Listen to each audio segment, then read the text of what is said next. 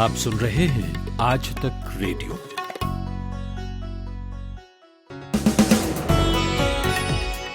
नमस्कार, आप सुन रहे हैं 2 अक्टूबर की शाम का न्यूज पॉडकास्ट दिन भर। पूरे दिन की खबरों का लेखा जोखा लेकर हाजिर हूं मैं, नितिन ठाकुर। आज गांधी जयंती है, लेकिन देश जितनी हसरत से गांधी को याद कर रहा है, उतनी मायूसी से ही हाथरस की तरफ देख रहा है।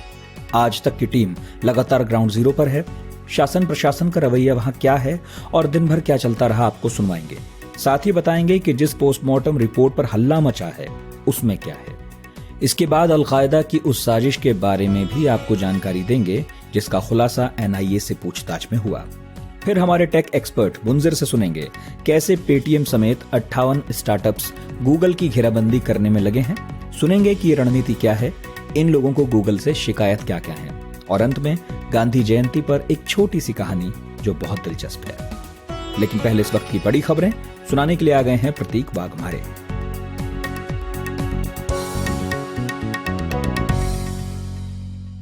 हाथरस गैंगरेप केस को लेकर उत्तर प्रदेश की योगी सरकार हरकत में आई। सूत्रों के मुताबिक सरकार हाथरस के DM और SP के खिलाफ कार्रवाई कर सकती है। दोनों अधिकारियों पर किसी भी वक्त गाज गिर सकती है। हाथरस मामले में पीड़िता के परिवार ने आरोप लगाया है कि पुलिस ने उनके घर की घेराबंदी कर रखी है, किसी को निकलने नहीं दिया जा रहा है। पीड़िता के भाई ने बताया कि उनके परिवार को डराया धमकाया जा रहा है। वहीं बलरामपुर में दरिंदगी का शिकार होने वाली पीड़िता के परिवार वालों ने पुलिस की कार्यप्रणाली पर सवाल उठाए। उन्होंने कहा, पुलिस अन्य आरोपियों को भी गिरफ्तार करे, ऐसा नहीं होने पर वो खुद न्याय करेंगे। एम्स के निदेशक डॉक्टर रणदीप गुलेरिया ने अगले साल की शुरुआत में कोरोना वायरस की वैक्सीन आने की उम्मीद जाहिर की है। उन्होंने कहा कि सब कुछ सही रहा तो जनवरी 2021 तक कोरोना वायरस की वैक्सीन आ सकती है। दुनिया को 1 से 1.5 साल में कोरोना महामारी से निजात मिल सकती है। कोरोना वायरस से सबसे अधिक प्रभावित देश अमेरिका में राष्ट्रपति डोनाल्ड ट्रंप और उनकी पत्नी मेलेनिया कोरोना वायरस पॉजिटिव पाए गए हैं। दोनों को ही क्वारंटीन कर दिया गया है। पिछले 24 घंटों में कोरोना वायरस के 81,000 से ज्यादा नए मामले सामने आए और 1,095 लोगों की मौत हुई है। देश में कोरोना वायरस से मौत का आंकड़ा अब 1 लाख के करीब है। देश में कोरोना वायरस से 99,773 लोगों की मौत हो चुकी है। कोरोना संक्रमण के चलते बिहार विधानसभा चुनाव में इस बार बड़ी चुनावी रैलियां नहीं दिखेंगी। चुनाव आयोग ने पहले ही रैलियों पर रोक लगा दी है। ऐसे में अब सभी दल डिजिटल तकनीक का इस्तेमाल करेंगे। बीजेपी चुनावी कुरुक्षेत्र में 120 डिजिटल रथ उतारेगी। और NCRB के आंकड़ों के अनुसार देश में जब्त किए जा रहे नकली नोटों में सबसे अधिक संख्या 2000 के नोट की है। नोटबंदी का उद्देश्य देश में फैल रहे काले धन और नकली नोटों की करेंसी को बंद करना था, लेकिन इन आंकड़ों के बाद अब कई तरह के सवाल खड़े हो गए हैं। हाथरस आज भी उतनी ही खबरों में रहा जितना कई दिनों से है। ताजा खबर यह है कि दिल्ली के जंतर मंतर पर पीड़िता को इंसाफ दिलाने के लिए शाम को लोग जुटे। अभिनेत्री स्वरा भास्कर वहां थीं, जिग्नेश मेवाणी थे, आप नेता सौरभ भारद्वाज थे और भी बहुत सारे लोग थे। पहले प्रदर्शन इंडिया गेट पर होने वाला था, लेकिन फिर धारा 144 लागू हो गई, जिसके बाद जंतर मंतर पर शिफ्ट हो गया। इसके अलावा देश भर में प्रदर्शन आज होते रहे, नेता हाथरस पहुंचते रहे, प्रशासन पीड़िता के घर को घेर कर खड़ा रहा, मीडिया वालों को धमकाया जाता रहा। कहा अब यह जा रहा है कि यूपी सरकार DM SP पर कार्रवाई कर सकती है क्योंकि उन्होंने मामला मिसहैंडल किया। फिलहाल आज तक रेडियो संवाददाता अभिषेक आनंद पीड़िता के गांव में ही मौजूद हैं। उनसे पूछते हैं सुबह से वहां क्या हो रहा है।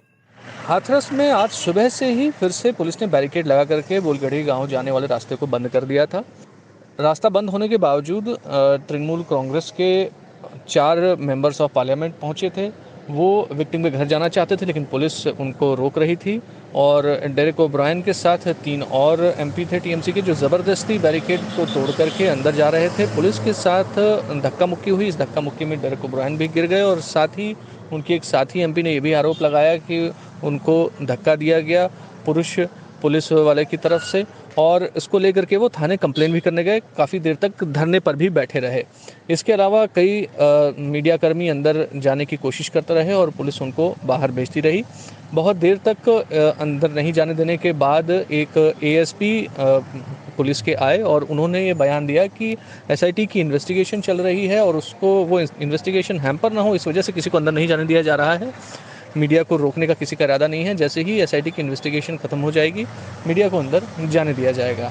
बहरहाल अभी जो स्थिति है वो यही है कि एसआईटी की टीम इन्वेस्टिगेट कर रही है। इसके साथ ही पास के एक गांव में एक मेजर डेवलपमेंट हुई है। आज पास में ही एक गांव है भगाना के नाम से, करीब 1.5 किलोमीटर है बुलगढ़ी जहां पर यह घटना हुई थी। वहां पर आसपास के गांव के कई लोग इकट्ठा हुए और आरोपियों के फेवर में उन लोगों ने मीटिंग की। उन लोगों का यह आरोप है कि आरोपियों को गलत फंसाया गया है। उनका ये दावा है कि उनके पास सबूत हैं कि आरोपी गलत तरीके से फंसाए गए हैं। हालांकि उन्होंने ये कहा कि जो विक्टिम है, जो मृतका है, उसके प्रति उनकी संवेदना है, उसके परिवार के प्रति संवेदना है, लेकिन उन्होंने सीबीआई जांच की और नार्को टेस्ट की मांग की है। और ये मीटिंग जो है इसके बाद वो धरने पे भी बैठने की बात कर रहे हैं अगर सरकार उनकी बात नहीं मानती है तो। अभिषेक, शासन प्रशासन लगातार घिरता जा रहा है। डीएम भी सवालों के घेरे में है। परिवार को किसी से मिलने भी नहीं दिया जा रहा, क्यों? और अब अगला कदम क्या है प्रशासन का? डीएम बेशक सवालों के घेरे में है। डीएम ने जिस तरीके से बात की मृतका के पिता से, वो उसके बाद से ही सवालों के घेरे में आ गए हैं और अब मीडिया के सवालों से बचते हुए आगे पीछे घूम रहे हैं। और जो स्पॉट है जहां से बुलगढ़ी का रास्ता जाता है वहां पर वो आने से कतरा रहे हैं, वहां आने से बच रहे हैं। पुलिस प्रशासन के हाथ से इन्वेस्टिगेशन तो यहाँ की पुलिस के हाथ से जा चुका है। एसआईटी इन्वेस्टिगेट कर रही है। पुलिस का काम फिलहाल सिर्फ लॉ एंड ऑर्डर मेंटेन करना है। पुलिस ने साफ तौर पे कह दिया है कि कोई भी पॉलिटिकल डेलीगेशन नहीं आ सकता है जब तक लॉ एंड ऑर्डर की सिचुएशन पूरी तरह से ठीक नहीं हो जाती, कोई खतरा नहीं होता है। मीडिया की एंट्री पर वो बोल रहे हैं कि उनको अलाउ कर दिया जाएगा जैसे ही एसआईटी की इन्वेस्टिगेशन कंप्लीट हो जाएगी। इस बीच पीड़िता की पोस्टमार्टम रिपोर्ट और फॉरेंसिक रिपोर्ट सामने आई है, जो अलग ही दावा कर रहे हैं। इस रिपोर्ट में रेप की बात को लेकर कोई स्पष्टता नहीं है। हार्ट अटैक आने की बात भी कही गई है। इसके अलावा भी बहुत कुछ कहा गया है इस पोस्टमार्टम रिपोर्ट में। जो बातें लिखी गई हैं और जो बातें नहीं भी लिखी गई हैं उनके मायने समझेंगे। पहले तंसीम हैदर ये बता रहे हैं कि रिपोर्ट में क्या है। जी देखिए, पोस्टमार्टम रिपोर्ट जो कि जब पीड़िता को सफदरजंग हॉस्पिटल लाया गया था तो उनकी हालत बेहद नाजुक थी और उनको वेंटिलेटर पे रखा गया था और सुबह करीब 6:55 पे उनकी डेथ हुई है।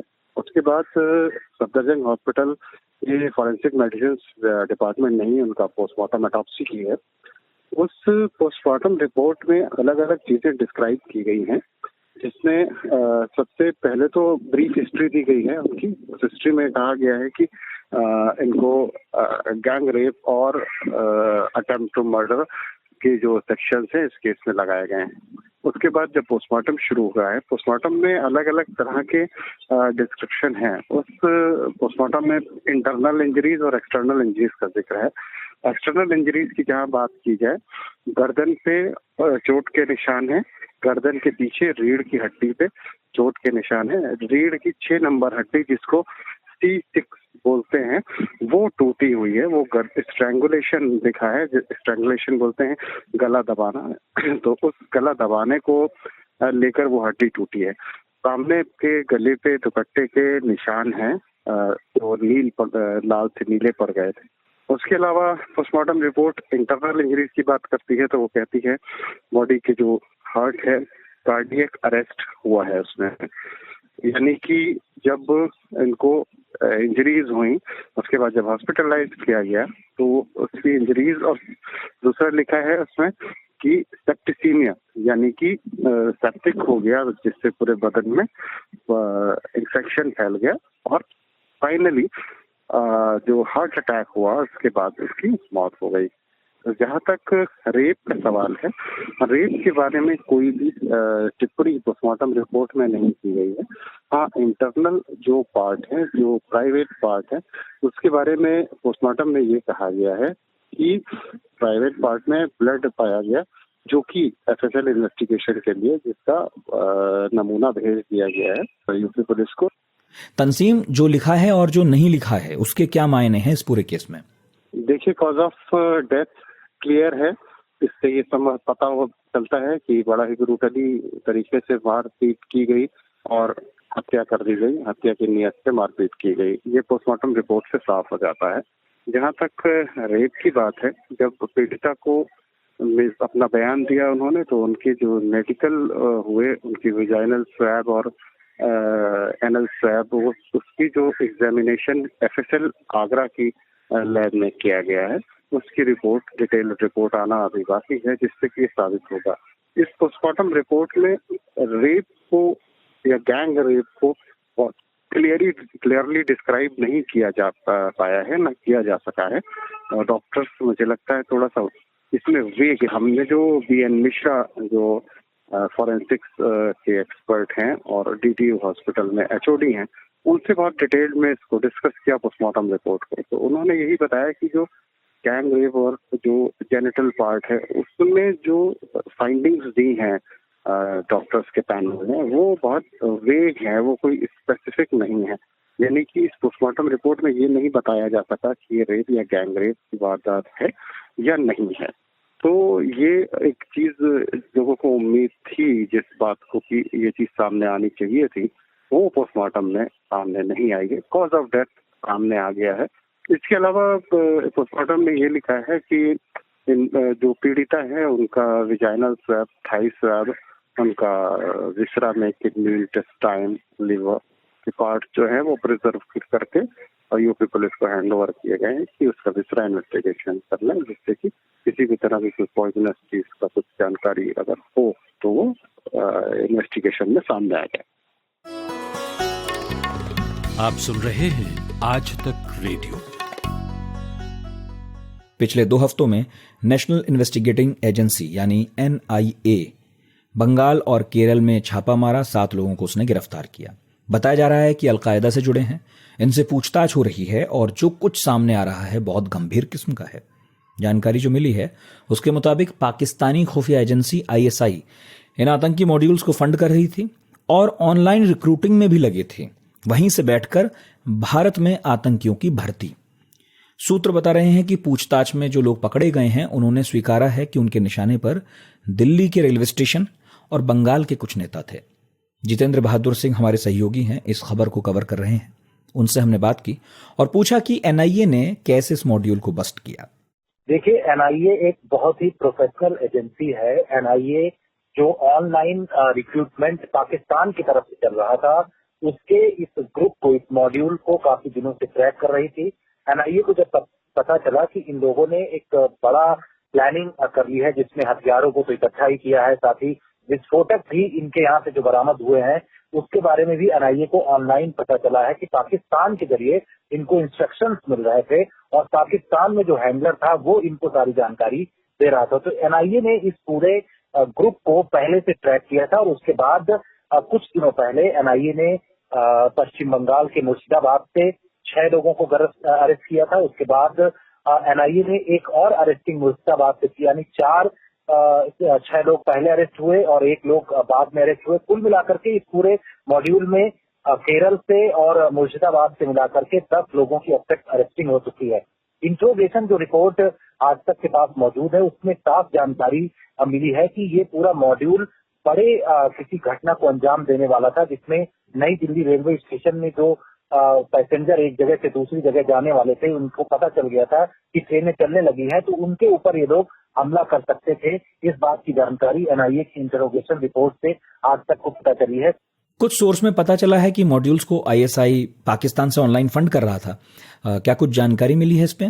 बिल्कुल, आज तक को सूत्रों ने ये जानकारी दी है कि NIA की इंटरोगेशन में इन आतंकवादियों ने ये बताया है कि ISI का एक मॉड्यूल है, ये ऑनलाइन मॉड्यूल काम करता है और इसके पीछे ISI के बहुत सारे रिटायर्ड अधिकारी काम कर रहे हैं। अल-कायदा जैसे नए ग्रुप को ये लोग खड़ा करना चाहते हैं भारत में, जिससे कि इंटरनेशनली इनके ऊपर दबाव पाकिस्तान के ऊपर न पड़े और ये कह सकें कि भारत में ही आतंकवादी रिक्रूटमेंट हो रहा, लेकिन किसी न किसी रूप में कराची और पेशावर में बैठ करके ऑनलाइन रिक्रूटमेंट किया जा रहा है और इनको ऐसे ऐसे वीडियो दिखाई जा रहे हैं जिसके जरिए ये लोग रेडिकलाइज हो जाते हैं और उसके बाद इनको अपने द्वारा जो हैंडलर जिनके मौजूद होते हैं उनके जरिए इस तरीके की जानकारी दी जाती है। और ये बड़ा इंटरोगेशन रिपोर्ट में खुलासा हुआ है कि इन आतंकवादियों को पाकिस्तान की खुफिया एजेंसी ISI किसी न किसी रूप में डील कर रही थी।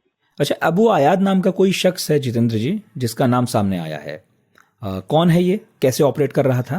देखिए, वो जो मेन हैंडलर है उसके बारे में बताया जा रहा है, उसका नाम अबू अयाज है और ये पाकिस्तान के कराची में है। इसके बारे में ये भी पता है कि यही ऑनलाइन रिक्रूट करने के लिए आईएसआई की सह पर काम कर रहा था। दरअसल अबू अयाज इन आतंकवादियों के जो अलकायदा के आतंकी जिनको मुर्शिदाबाद और केरल से अरेस्ट किया गया है, इन लोगों को ऑनलाइन रिक्रूटमेंट करके इनको बाकायदे इन्होंने विस्फोटक बनाने के बारे में भी जानकारी दी थी और ये भी कहा था कि हथियार मुहैया कराए जाएंगे।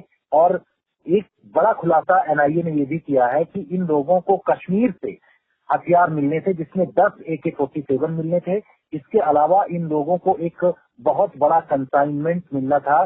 ड्रोन के जरिए पाकिस्तान इनको हथियार भेजता और इन हथियारों का इस्तेमाल ये लोग बड़े स्तर पर दिल्ली एनसीआर के साथ साथ पश्चिम बंगाल में बड़ी घटना को अंजाम देने की कोशिश में कर सकते थे। साथ ही ये भी पता चला है कि जो बीजेपी और आरएसएस से जुड़े हुए नेता हैं, उन नेताओं को भी निशाना पश्चिम बंगाल में ये लोग बना सकते थे और इनका साफ मकसद था कि अगर इन नेताओं के ऊपर ये लोग हमला करेंगे तो कुल मिलाकर के बड़ी स्थिति पैदा हो जाएगी पश्चिम बंगाल में और वहां पर दंगे फैल जाएंगे। तो इस तरीके की प्लानिंग इन आतंकवादियों की थी और इसको लेकर के बड़े स्तर पर एनआईए ने इस ग्रुप को, इस मॉड्यूल को बस्ट किया है और आने वाले दिनों में इनसे पूछताछ के बाद और लोगों को भी हिरासत में लिया जा सकता है।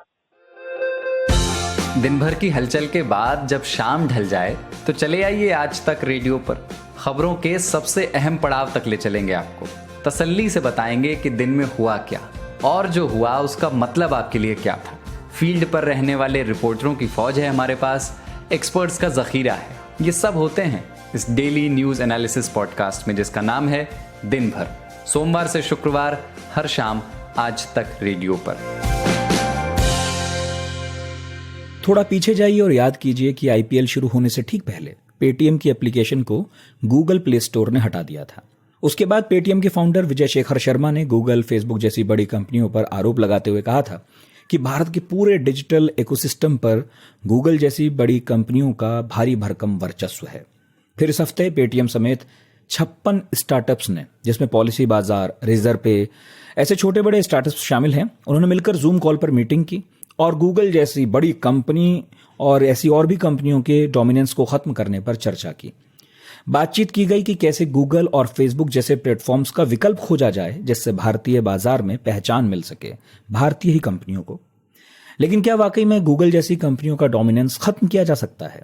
और सारे स्टार्टअप्स को आखिर एक साथ आकर इस तरह की बैठक क्यों करनी पड़ गई? शिकायत क्या है? तो ये हमने पूछा हमारे संवाददाता मुंजिर अहमद से। देखिए, ऐसा है, अभी इसको ये जानने से पहले सबसे पहले बात करना होगा कि भारत में ऐप स्टोर की बात कैसे पिच की गई, कैसे शुरू की गई। तो इसके लिए आपको कुछ दिन पहले जाना होगा जब पेटीएम को, जो कि इंडिया में काफी पॉपुलर ऐप है, गूगल ने पॉलिसी के का हवाला देते हुए उसे हटा दिया। तो गूगल के पेटीएम के जो फाउंडर हैं विजय शेखर शर्मा, उनकी टीम ने और कई सारे फाउंडर्स हैं जो स्टार्टअप के, पॉलिसी बाजार और भी कई सारे हैं, रेजर पे जैसी छोटी कंपनियां हैं। तो अब ये सब मिलकर के ये तैयारी कर रहे हैं कि भारत का कोई अपना ऐप स्टोर हो। अब चूंकि पेटीएम को उन्होंने पॉलिसी का हवाला देकर के गूगल ने हटा दिया, उसके बाद गूगल ने ये भी अनाउंस किया कि जो ऐप स्टोर, प्ले स्टोर पर जो ऐप्स होते हैं उनमें थोड़ा सा ज्यादा 30% तक जो ऐप्स पे इन ऐप परचेज होते हैं उनमें ज्यादा कट होंगे, यानी कि पैसा ज्यादा देना पड़ेगा, रेवेन्यू का ज्यादा हिस्सा शेयर करना पड़ेगा। तो ऑब्वियस सी बात है कि पेटीएम जैसे प्लेयर्स के लिए दिक्कत वाली बात है कि ज्यादा पैसा गूगल को देंगे। तो इसकी वजह से इसने पिच करना शुरू किया कि कोई ऐप स्टोर और गूगल प्ले स्टोर का ऑल्टरनेटिव क्यों नहीं लाया जाए। तो इस वजह से इस ऑल्टरनेटिव पर काम किया जा रहा है, जिनमें मुख्य रूप से विजय शेखर शर्मा को देखा जा रहा है जो ज्यादा एक्टिव है इस चीज को लेकर के। इसकी वजह सीधे तौर पे यह है कि पेटीएम को पिछले समय गूगल प्ले स्टोर से हटा दिया गया था और गूगल ने फोर्स किया पेटीएम पे कि आप वो जो गैम्बलिंग वाली चीज है, वो जो कैशबैक ऑफर है, उसको हटाएं क्योंकि ये हमारे पॉलिसी के खिलाफ है।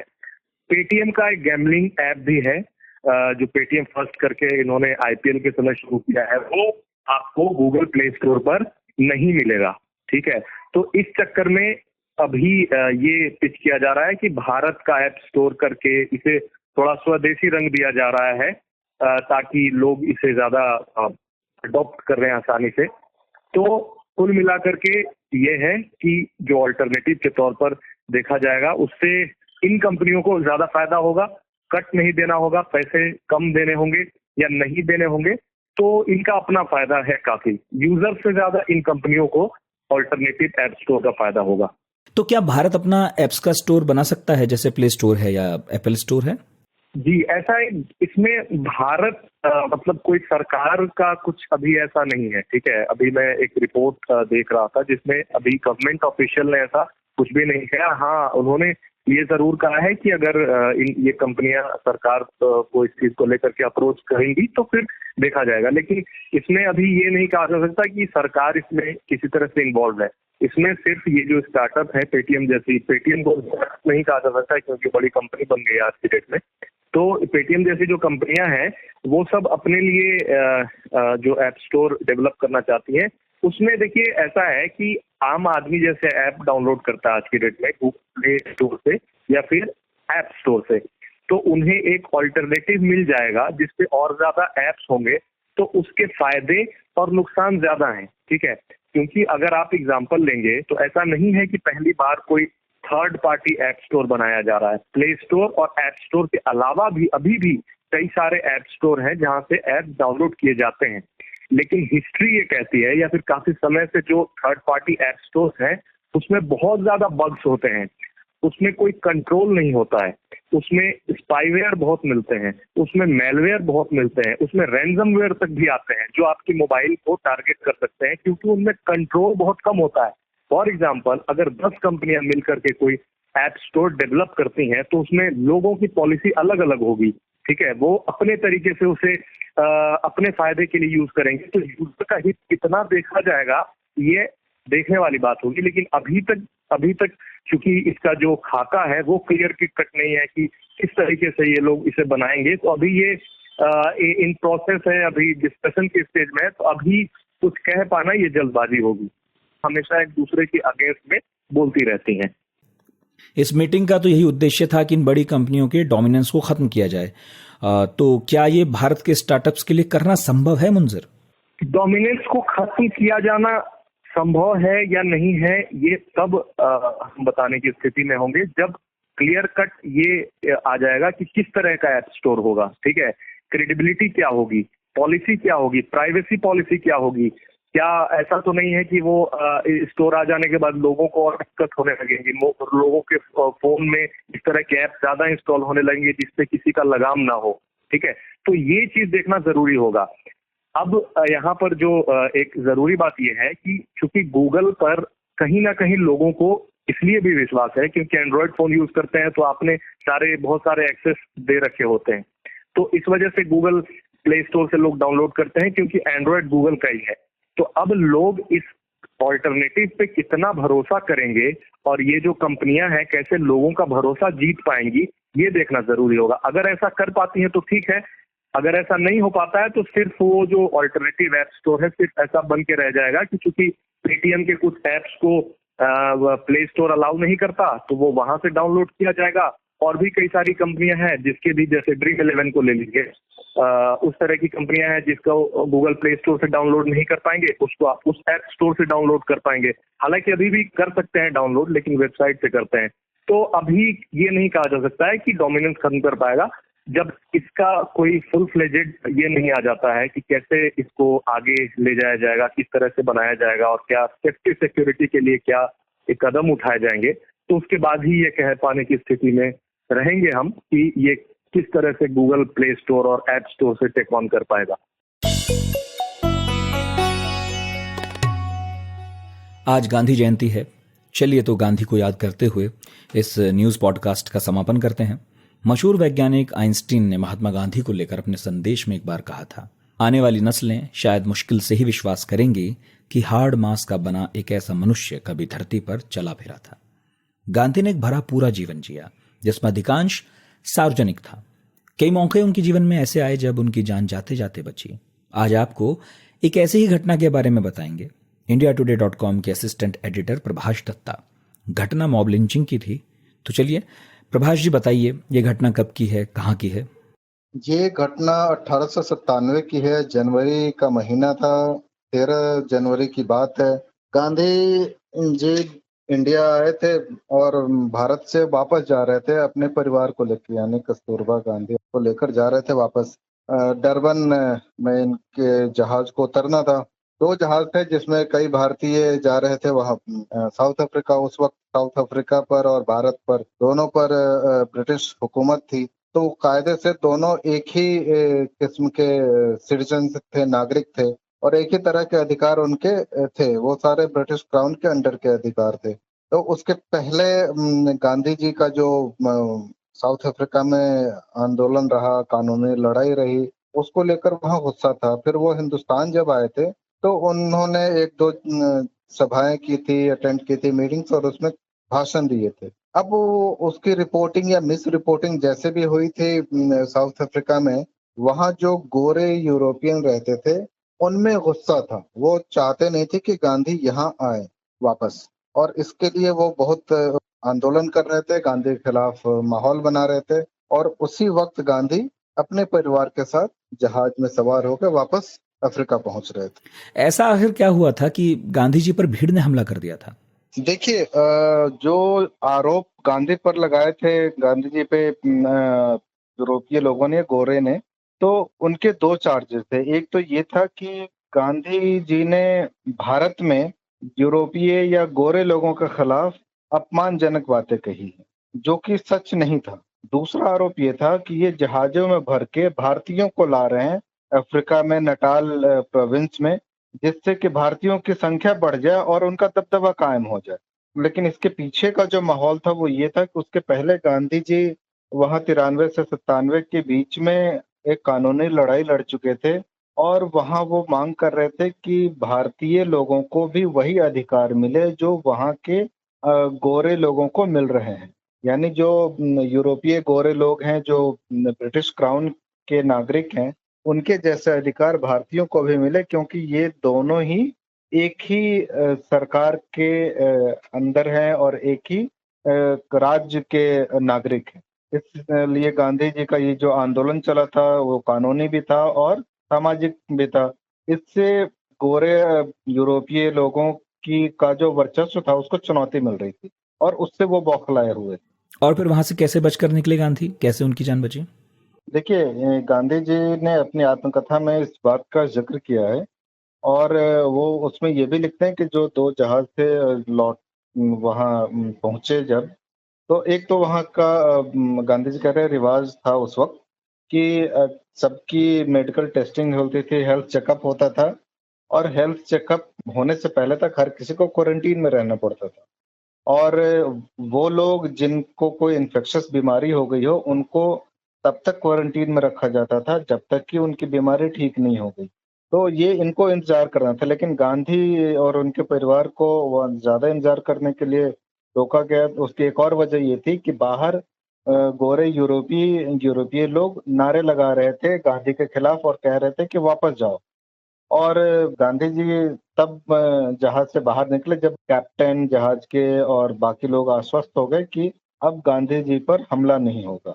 लेकिन गांधी जी बाहर आते हैं और एक पास की एक सड़क पे होते हैं, तो वहाँ तकरीबन 6000 गोरे प्रदर्शनकारियों ने इनको घेर लिया और इन पर अटैक कर दिया। पहले अंडे फेंके गए, पत्थर फेंके गए, फिर लोग और करीब आए, किसी ने उनकी पगड़ी उछाल दी, फिर लात घूंसे पड़े गांधी जी पर, और लगभग गांधी जी वो अपनी अपनी कॉन्शियसनेस खो चुके थे।